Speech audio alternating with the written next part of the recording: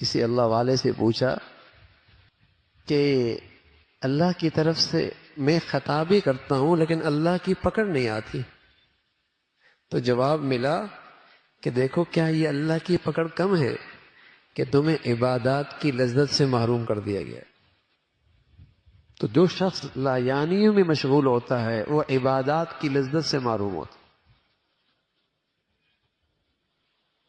عبادات کی حلاوت سے محروم ہوتا۔ ورنہ حضرت فرمایا کرتے تھے عثمان غنی رضی اللہ تعالیٰ عنہ، جس کو اللہ صاف دل دے دے اور صاف زبان دے دے، صاف دل دے دے اور صاف زبان دے دے، وہ تو قرآن کی تلاوت سے سیر ہی نہیں ہو سکتی۔ اس میں اتنا مزہ ہے، اس میں اتنی حلاوت ہے، اس میں اتنی مٹھاس ہے، فرمایا سیر ہی نہیں ہو سکتا۔ لیکن کئی دن گزرتے ہیں، تلاوت نہیں ہوتی۔ نماز جیسی عبادت میں جی نہیں لگتا، حالانکہ اللہ کے نبی فرمایا کرتے تھے بلال کھڑے ہو جاؤ نا، ذرا ہماری آنکھوں کو ٹھنڈک پہنچاؤ، میری آنکھوں کو ٹھنڈک پہنچاؤ۔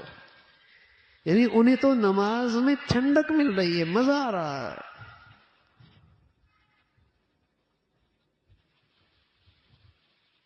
بے چین طبیعتوں کو عبادات سے سکون مل رہا ہے۔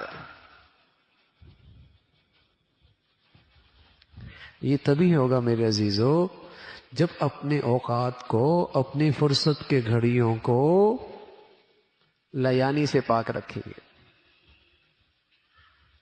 فضولیات سے پاک رکھیں۔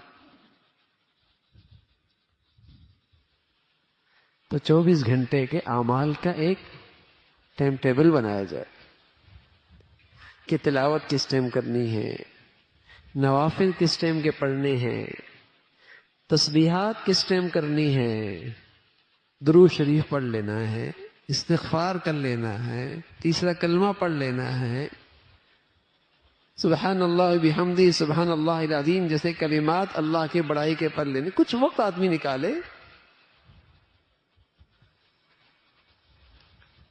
یہ غذا ہے روح کی، اس سے طاقت ملتی ہے روح کو، اس سے بڑھیا ہوتا ہے ایمان۔